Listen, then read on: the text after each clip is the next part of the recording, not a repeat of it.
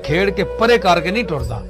हालांकि मैं अहले सुन्नत वाल जमात पैदा होया, माहौल मेरा होवे, मैं एक पीर हाँ ते गोला शरीफ दी बहुत बड़ी गद्दी है। ते इस हवाले नाल भी मैं ये गल करसा कि असां नफरत नहीं पाई। हुण कई बंदे इख्तिलाफ करने जनाब देवबंदियां दी हिमायत करदा है, ये अल्लाह दी तौहीद बयान करदा है। अल्लाह दी तौहीद बयान करना रसूल सारे अल्लाह दी तौहीद बयान कर रहे ने, वो सारे वाबी है देवबंदी है।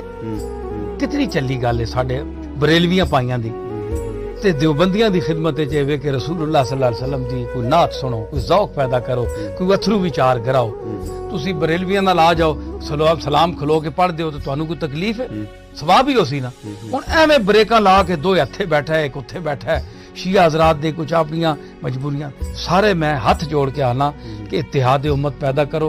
ते मैं सारियां दा सांझा, मैं बरेलवियां कोल भी विन्ना, देवबंदियां कोल भी विन्ना, शिया कोल भी विन्ना, गल इत्तिहाद दी करना कि जुड़ो।